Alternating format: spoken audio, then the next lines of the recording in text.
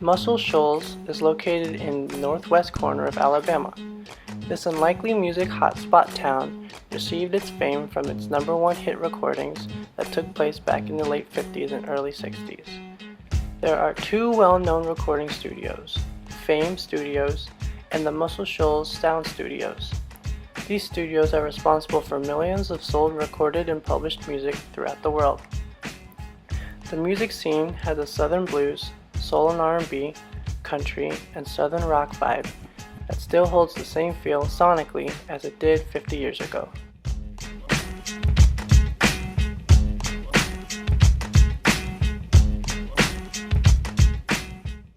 The first hit song to come out of this small town was a bluesy ballad written by Arthur Alexander and recorded by Rick Hall at Fame Studios. The name of the song was You Better Move On. Here's a snippet of it.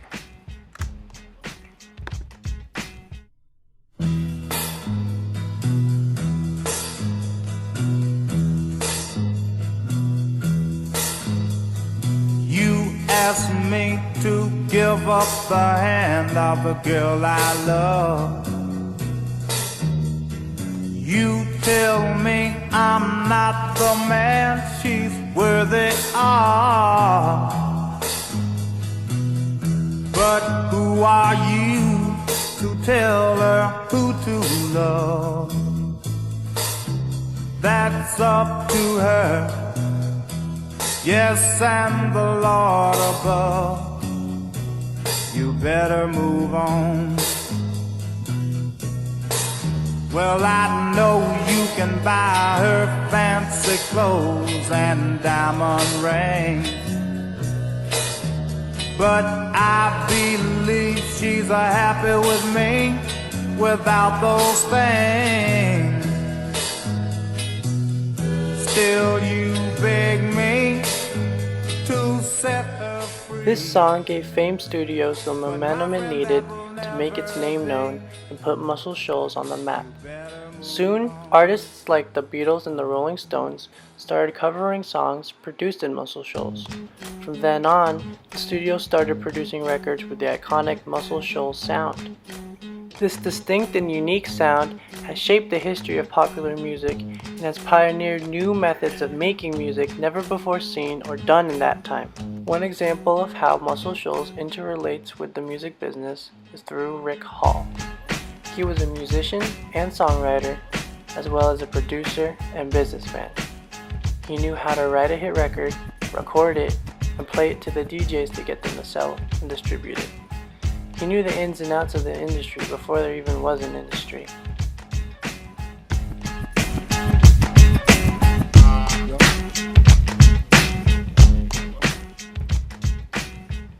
What is unique about this scene is the Muscle Shoals sound. Hall is the genius behind this very distinct and diversified feel. In the 60s, back when racial tensions were high in the US, Hall popularized the method of grouping black singers and white musicians to record hit R&B music. He produced music for Clarence Carter, Wilson Pickett, and Etta James. Soon, many black artists were using white country styles in their music, and white artists were incorporating blues and gospel music from their black contemporaries in their music. Later in the 70s and 80s, Hall diversified into pop and country as well. He produced for Paul Anka, the Osmonds, and the group Shenandoah. This later inspired Sam Phillips, founder of Sun Records located in Memphis, to also merge the black and white sounds at his recording studio. This was present in the music of Elvis Presley, Jerry Lee Lewis, and Johnny Cash.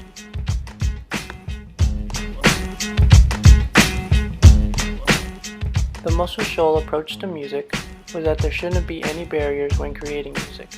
Mixing it up, doing something different, and experimenting is how we grow as artists and people. It makes for interesting music, and continuing to diversify will help you reach all kinds of platforms that can take your music to the next level.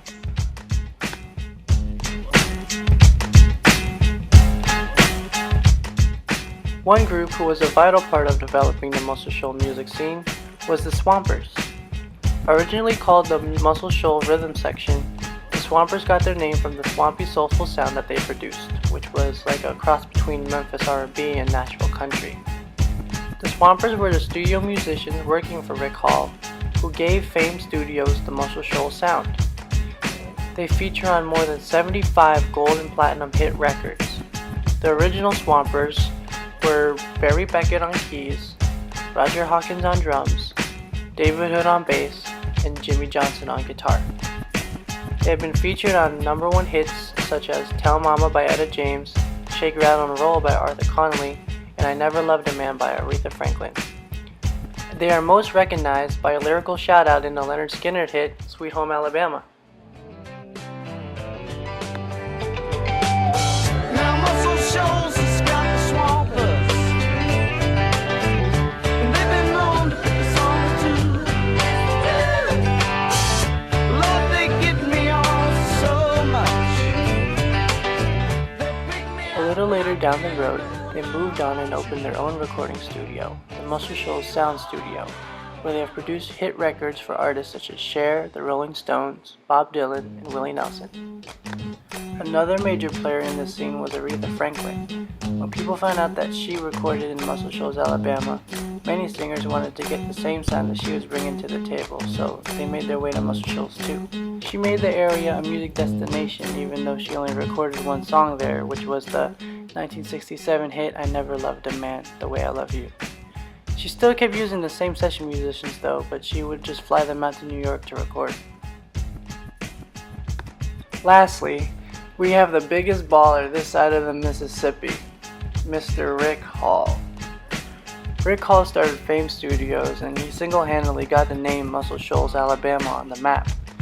He is the man responsible for launching the Muscle Shoals sound into the airwaves.